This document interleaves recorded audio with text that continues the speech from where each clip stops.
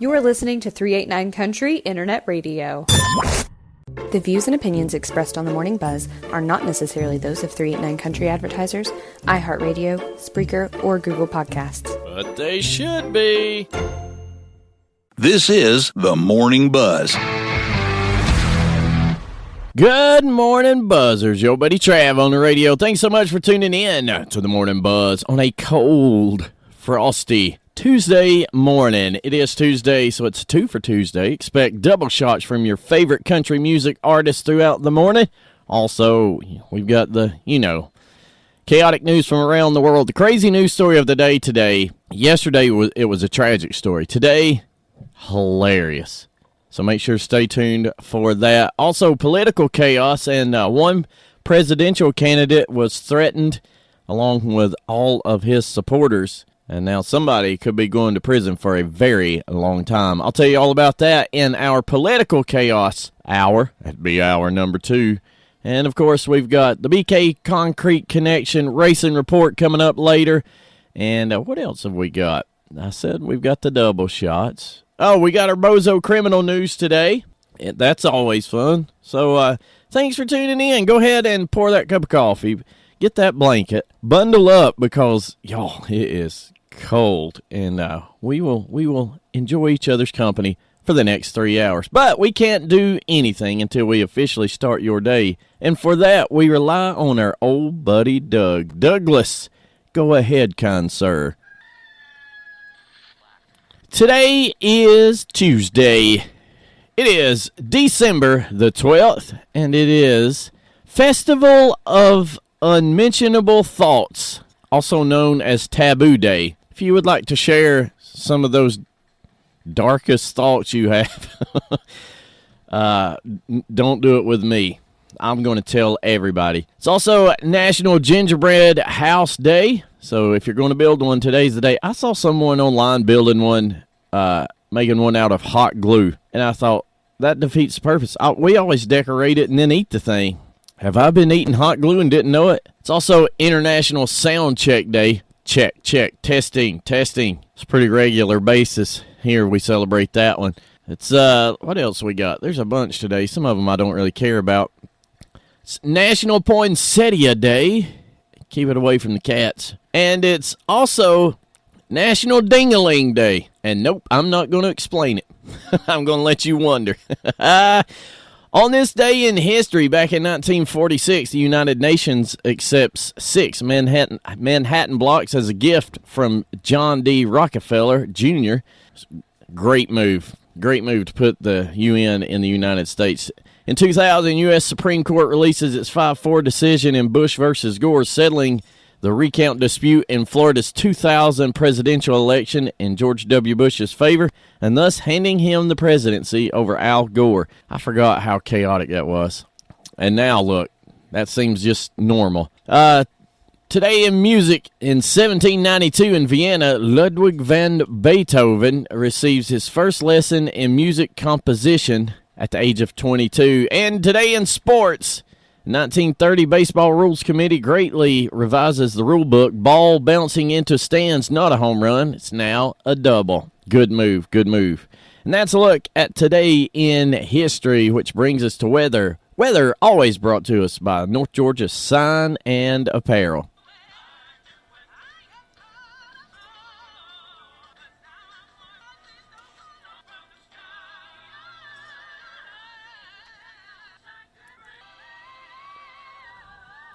Cold and damp.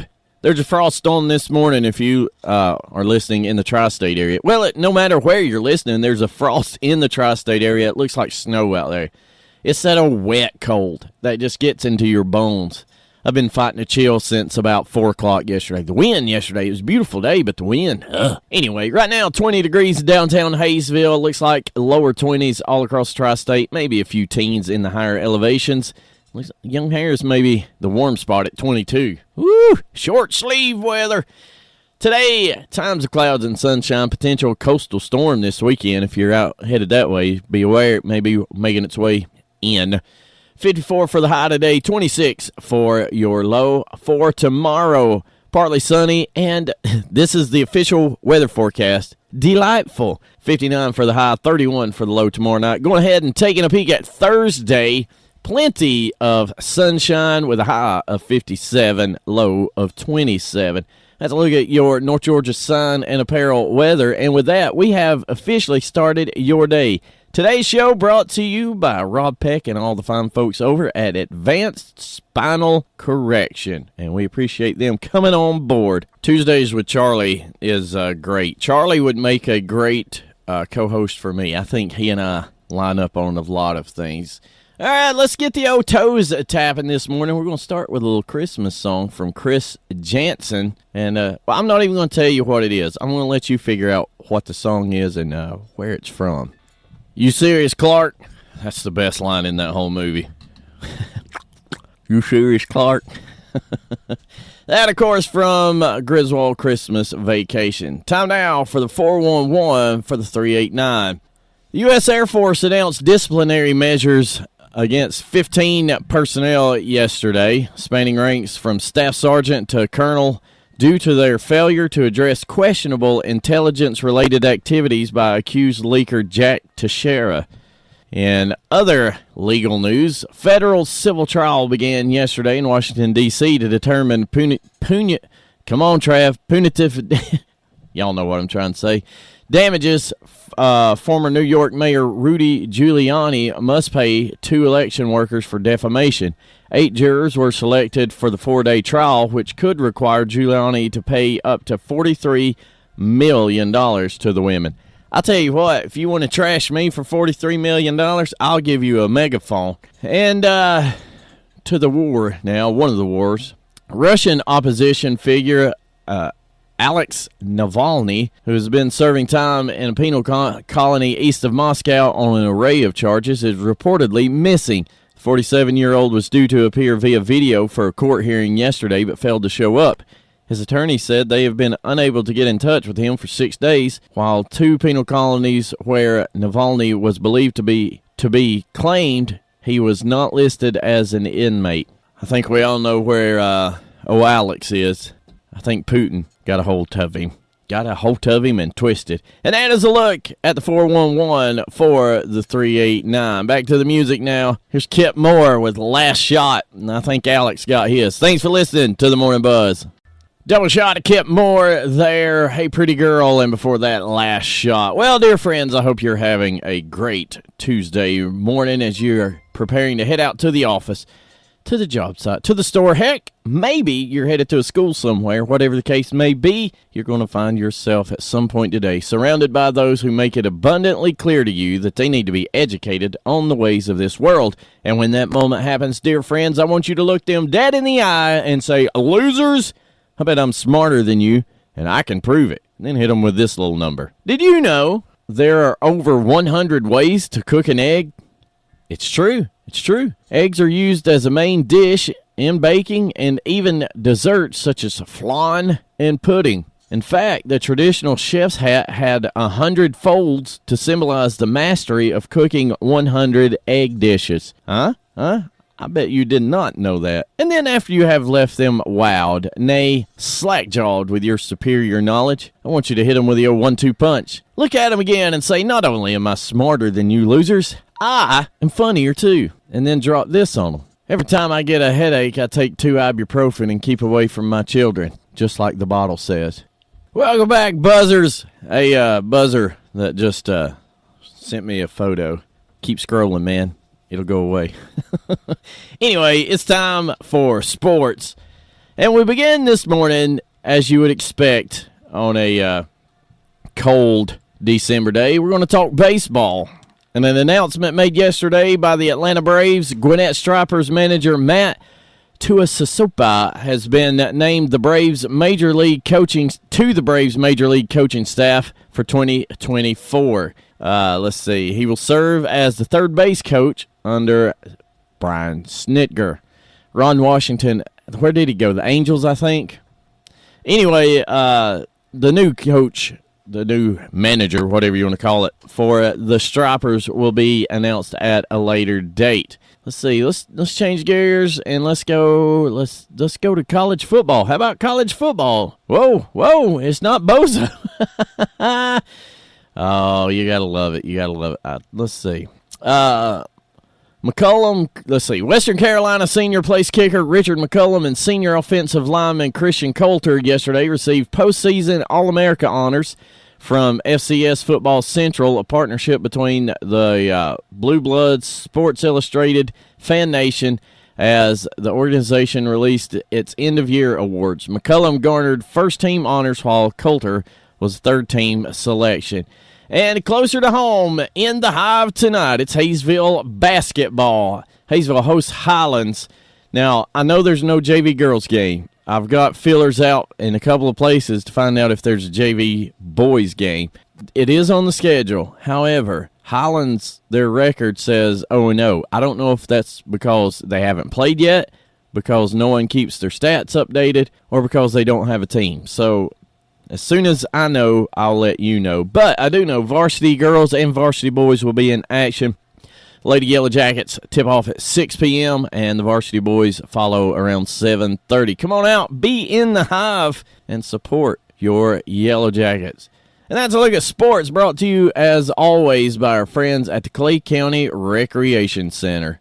Looking for a way to become more active? Check out the Clay County Recreation Center. From walking and biking trails, to a workout room, to a state-of-the-art pickleball court, the Rec Center has something for all levels of physical activity. They even have an airfield for RC pilots. And don't forget about all the sports leagues for the kids. Visit the center at 333 Ballpark Drive in Hayesville, or call 828-389-0368. This is the Morning Buzz. Time now for the bozo news of the day. And this one, it's a great one, y'all. We head to Ohio, Cleveland, Ohio, to be exact, where cops tried to pull over Imani Foster. I guess that would be Imani. I-M-A-N-I. Imani Foster. They were trying to pull her over on charges of illegal window tint and fake vehicle registration. Instead of stopping, her bozo sped up and led the officers on a chase down I-77. Catch me if you can, pigs! Crashing into several police cruisers. Good night. At one point, the cops surrounded the car, demanding that she exit the vehicle. Instead, Imani floored it, running into other cars in the process and barely missing an officer. She was finally apprehended when she hit a curb and then crashed into a light pole. Shaken up, but not harmed, she then offered up the bozo excuse of the week. She was speeding and refused to stop because, quote, I was on my way back to work. Well, she's going to be late. She's been charged with felonious assault and failure to comply. What an idiot. I'm going to go out on a limb and say there was something else in the car, or maybe warrants. Who's going to do that just to get to work? Most of us are looking for an excuse not to go to work. Double shot. Uh-oh. Kimberly Perry there with a double shot, burn the house down, and If I Die Young, Part 2. Well, got a little, whoa, that's loud. Unless you're listening to the podcast, and then you don't know what we're talking about.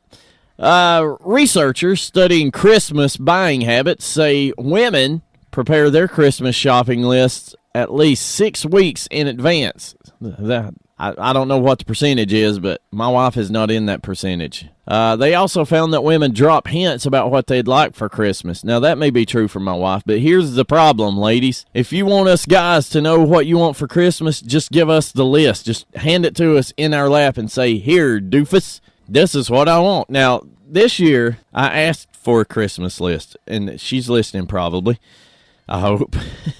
I did ask for a Christmas list, but by the time I got it, things had already been purchased. So we'll see. I'll have to keep y'all posted on how I did. But my wife, God love her, I could give her the worst thing ever, and she would be like, "Oh, I love it." And then, come June or July, when I haven't seen that item or that article of clothing, I can be like, "Hey, what didn't I get you? Blah blah blah," and she'll be like, "You did."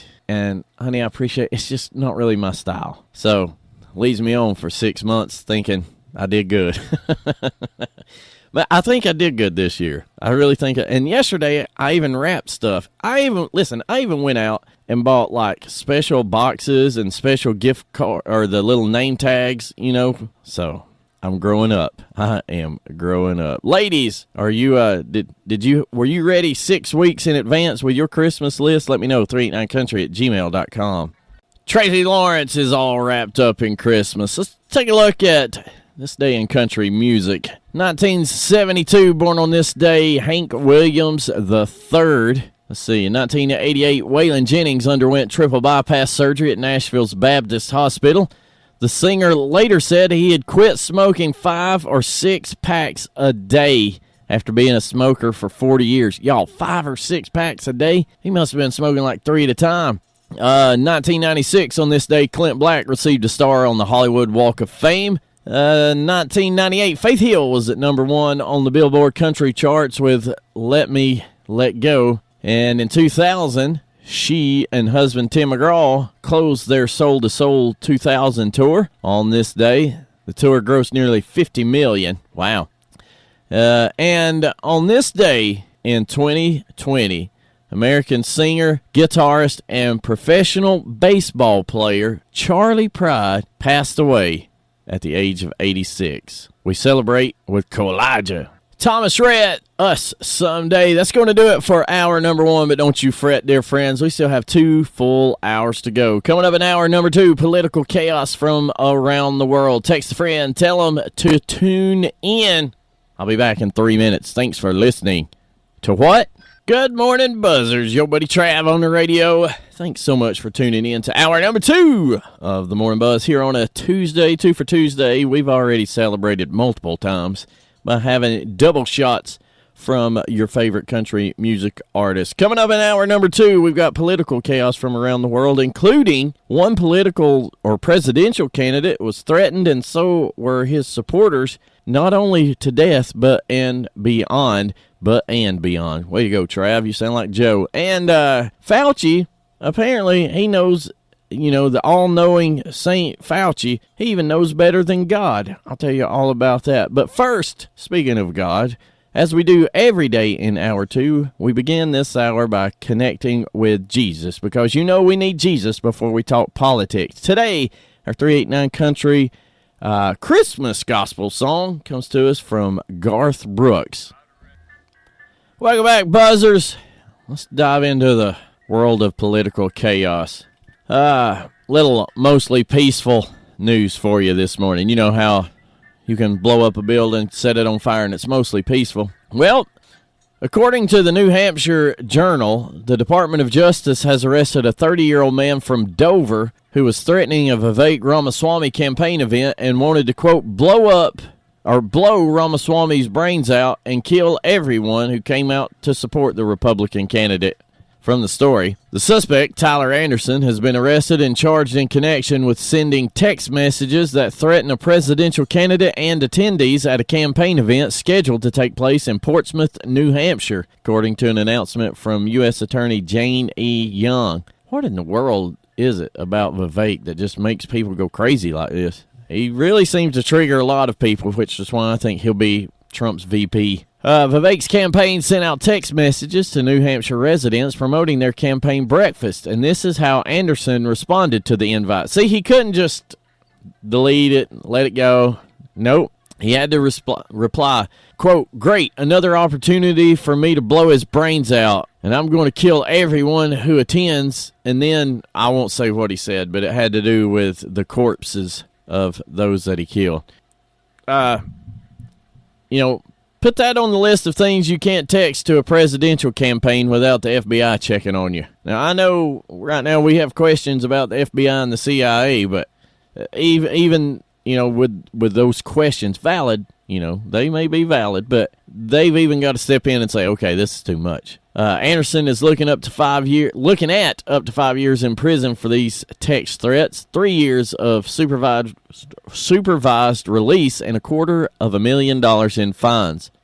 All because he can't stand candidates who think differently than him. Now, do you think that if I got a text message from Joe Biden's campaign telling me he's going to be in the area, do you think I would reply, y'all know I don't agree with anything he's done? Do you think I would send something like this? No. You know why? I've got sense. And I don't want to kill the old man. I feel sorry for the old guy. I really do. You know what I would say? How in the world did I get somebody pull a joke on me and put my number on this list? And then I would make a phone call to one certain friend that I would suspect. But anyway, I blame the way that we've just let crime just go wild. Everybody thinks they can do whatever and get no consequences as long as it goes one way, right? Oh, I can do whatever to a Republican. They're not going to do anything. Ashley McBride, light on in the kitchen. Well, you remember last week we talked about, maybe it's a couple of weeks ago, I can't remember, but Argentina elected its version of Trump for the presidential spot, and his campaign was based on, like, shrinking government, doing away with all these departments and everything. Well, he's a man of his word. Argentina has just sworn Javier Milei, the libertarian madman, into office, and on his first day on the job, he's made quick work of it. This from X, from Fernando Amondi Sr. Remarkable. In his first act, newly sworn president of Argentina signs an executive order reducing the Argentine government from 21 departments to 9, a major reduction of bureaucracy and overhead. Impressive. Y'all, he did more than cut it in half. He went from 21 departments to 9. And I love, there's a picture here of him sitting in the equivalent of the Oval Office, right? He's in the presidential office. You have the Argentinian flag behind him, some painting of, I'm sure, some Argentinian forefather. Big, nice desk, you know, wood with carvings on it, some kind of gold thing on it. And he's sitting there with his laptop, and it's an HP. like he looks like he's running the country. He's actually doing something, you know? One day in the office, and he cut the number of cabinet members in his administration by way more than half. Entire departments are just gone. From the story. Earlier on Sunday, the new administration revealed its first decree of necessity and urgency, a type of presidential decree which allows them to legislate without going through Congress, so executive order. 76-page document confirmed that the new government is having cutting in half the number of ministries from the previous government, leaving only 9. The drastic reduction was a staple proposal of his electoral platform. Yeah, he would carry a chainsaw at his campaign events, saying he's going to cut government. And by George, if he ain't doing it, I don't know, this dude may be crazy, but I'm all for slashing government. And if you can go from 21 departments to 9 in one day, Trump, take note. Double shot from Rascal Flats there. Well, if Michigan is the litmus test for how Joe Biden's going to do in the Midwest, he could be in trouble. It's a state that Joe Biden won by just 150,000 votes back in 2020 and shaping up to be a key battleground in 2024. Now, it's also a state that the Democrats made serious gains the last time elections were held in 2022, but despite the recent success there, Biden could be headed for disaster in Michigan. Taking a look at these polls, the polls for Newsweek. Let's see, where did it go? It shows that he has basically lost 14% as far as net. He took the state from Republican rival and GOP frontrunner Donald Trump in 2020 after Trump flipped it by less than 0.3 percentage points in 2016. Now, 3 years later, 49% of voters in the Midwestern state disapprove of Biden's job performance, while 35% approve. Now, that leaves him with net approval rating of minus 14%, and that could be the difference maker. So we'll see what happens. I'm telling you, more and more, the closer we get to the election, that his approval rating is going to drop. And now with all this with Hunter, anybody that is paying attention with an open mind, he's definitely involved in that. His health, you can just tell. I still don't think that Joe is going to be the candidate for the Democratic Party, but I've been wrong before that one time. Back to the music. Here's Caitlin Smith with Downtown, baby. You are listening. Welcome back, buzzers. Well, yesterday was a big day in the world of online news. What am I talking about? Well, welcome to the new age of news media. Tucker Carlson officially announced yesterday on Twitter that he is creating his own news network. Yep. So TuckerCarlson.com now takes you to Tucker's brand new subscription news service launched after months of going guerrilla style on X, after he was ousted from Fox. For $6 a month, you can get exclusive content from America's favorite anchor. So he's back. And I did go to TuckerCarlson.com, scroll down, see if there's a join our team. So let me hear from you. Will you pay $6 a month for the new Tucker Carlson network? I would love to hear your thoughts on that. But for now, I'm going to hear Tennessee Ernie Ford's thoughts on being a working man. Double shot from Tennessee Ernie Ford. I bet you didn't have that on your bingo card this morning, but there it is. And here this is. We head to Dr. Fauci. Now, who would have thunk it, but the guy who claimed to be the science is also declaring that he has no need for religion or Christianity at all. I mean, he doesn't need it. He's got it all figured out. In an interview with the BBC, Fauci explains that while he is Catholic, he isn't really a practicing Catholic because he can take care of things on his own. Listen, if you're not a practicing Catholic or you're not a practicing Christian, you are not Catholic and you are not Christian. Jews have, Jewish is a religion and an ethnicity, right? So when you hear I'm not a practicing Jew or, whatever, what they're saying is I'm Jewish. I'm from the Jewish tribe, but I don't follow the Jewish religion. Catholicism, Christianity in general, it's not an ethnicity. You choose to be a part of that. So by saying that he's not a practicing Catholic, he's choosing not to be something that he chose to be. So then you are not that thing. Anyway, from the interview, the reporter says, "You don't practice Catholicism anymore, do you? Why?" To which Fauci replies, "A number of complicated reasons. First of all, my own personal ethics on life are, I think, enough to keep me going on the right path." Ah, yeah, your personal ethics on life, like the ethics of pushing gain-of-function research in China, which led to a global pandemic. Those kind of ethics. Or how about the ethics of covering up said connections while pushing an untested vaccine on millions of Americans, right? And ultimately around the world. And don't forget the strapping beagles down, putting, removing their vocal cords so they couldn't bark and then putting them in boxes with flies and stuff, letting them get bitten. My ethics. Who needs God? My ethics keep me on the right path. The right path to where there, Fauci? Fauci's good works at the pearly gates are going to be about as effective at getting him into heaven as his jab was at keeping you from getting the Rona. It ain't working. Fauci said, as far as practicing it, it almost seems like a pro forma thing that I don't really need to do. I don't want to get into a Bible study here, but I don't think we need to. Anybody who thinks of himself this highly totally missed on the teachings of Jesus about being humble and serving others, right? Listen to me. I am the science. All right, Fauci.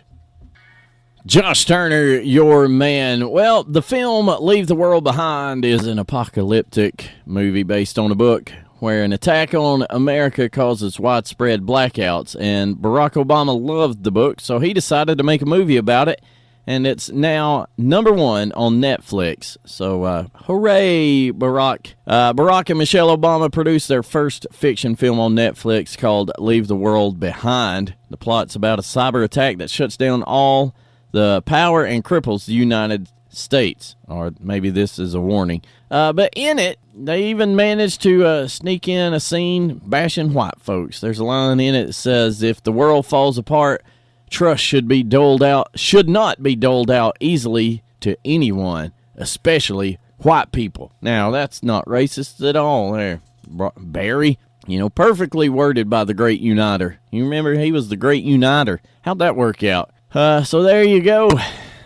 Produced by Barry, Barack Obama, and somebody named Big Mike. Who's Big Mike? I don't know, but anyway, thank you there, Barry, for your unwavering support to all races. Merry Christmas to you, buddy.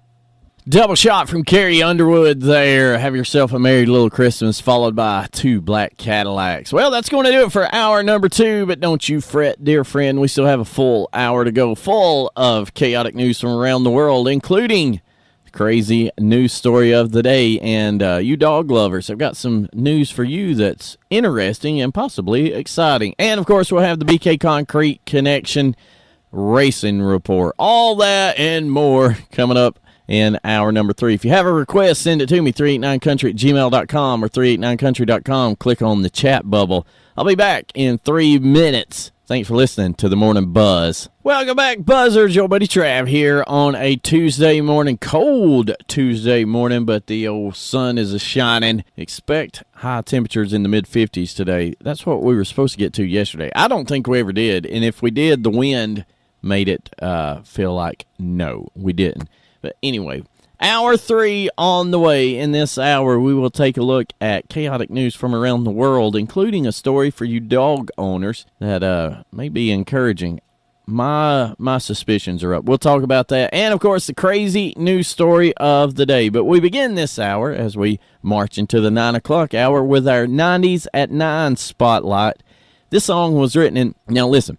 This song was written in 1990. We all know that in the 90s, country music exploded, right up there with NASCAR in the 90s and everything. So the argument, this was written in 90, it was released in 1991. There could be an argument that Garth Brooks and Alan Jackson and Clint Black and everybody in the 90s that saw success, they owe it all to this little number, this heartbreaking number, an achy breaky heartbreaking number. Here's Billy Ray Cyrus. Let's get into some chaotic news from around the world. This is chaotic because, we'll get into it. Everybody's looking for the fountain of youth, right? You see all these celebrities like Madonna that end up looking like a monster because they're trying to always look young and try to feel young and be young. Well, that's moved into the world of Fido, apparently. A drug that could this from the New York Post, A drug that could potentially extend the life of large breed dogs is closer to being approved by the U.S. Food and Drug Administration, or the FDA. That's according to an announcement last week by the San Francisco biotech company Loyal, the company behind the drug. Currently, there are no FDA-approved or conditionally approved animal drugs for this purpose. There are 25 million large breed dogs in the U.S. alone. That's 25 million dogs we can help live longer and with better quality of life. Celine Halua, I'm not pronouncing that right, but it's Never Smith, CEO and founder of Loyal, said in a statement sent to Fox News Digital. The company claims the drug LOY001 may help slow down age-related processes for dogs that are 40 pounds or more. The medication works by interacting with a hormone called IGF-1 that accelerates the aging process. It is designed to prevent age-related canine diseases rather than waiting until symptoms appear, according to a spokesperson for Loyal. So basically, this big release is a commercial. They haven't proven anything, or the FDA hasn't approved it, so we'll see what happens. But, if it works, good, right? If you have a big dog, joints, and depending on the breed of dog, joints can be really, really bad. So everybody wants to take care of Fido. Speaking of Fido, yesterday I gave you the heartwarming update on the old stray dog that showed up. And neighbor's friend was going to take him. That was the last update. Neighbor's friend is supposed to take him today. Apparently when he left neighbor's house yesterday, he couldn't find him. Wouldn't have been hard. He was on my back porch. But anyway, I digress. So, one way or another, this dog's getting taken care of. He eats at our house, and then he goes over to the neighbor's house and eats again. So he's getting fattened up. He's just wandering through the neighborhood. But hopefully today he goes to his forever home. And maybe he's just needing some good directions. Welcome back, buzzers. Back to some chaotic news from around the world. Now, this on another day would probably be the crazy news story of the day. So that tells you what you're in for. A female serial burglar was arrested when a California woman returned home from Thanksgiving vacation to find the barefoot suspect hiding in the closet of her luxury apartment, armed with a pizza cutter. Now, the other morning on Bozo Criminal News, we learned about a Santa Claus that was in the closet. Ho, ho, ho, don't open the closet. Y'all remember that? Anyway, she was in the corner of my closet. Brittany Heinzman, age 35, told CBS News of discovering her neighbor Wendy Wilkinson, age 43, crouched inside her bedroom closet at the Skyloft apartment complex in Irvine with a pizza cutter, cutting board, and kitchen towel in hand. I don't know that she was armed. Sounds like you caught her in the middle of making a pizza. It's your worst nightmare, you know, said the victim, who just moved into the apartment complex where a one-bedroom, 733-square-foot unit costs nearly $2,900 a month and has now decided to relocate. Where was security, she told KTLA. I feel like I've just been stripped down to nothing. To have somebody go through your every drawer, your every cabinet, take your passport, take everything personal, you're just left with so many questions. I don't know why, but I'm picturing Angela from The Office in this.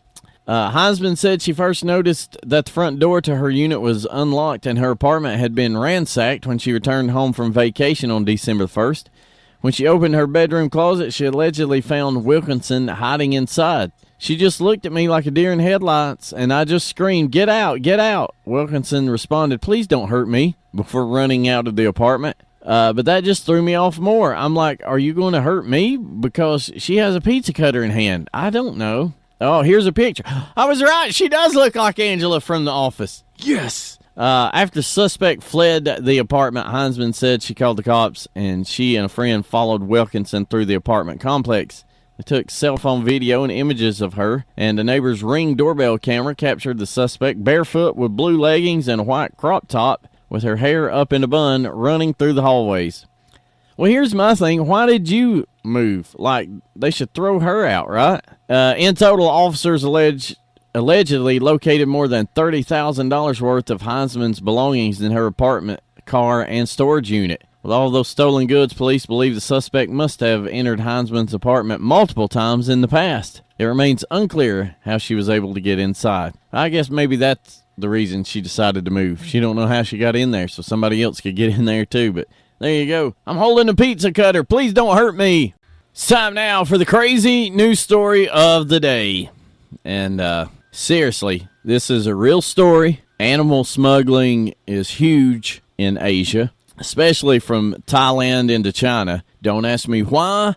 I don't know. I'm just here to report the details of this story. And from said story, according to Newsflare, a 22-year-old man was traveling from Bangkok to Taipei, Taiwan on Thai Airways Flight 632 on December the 5th. Prior to arriving at BKK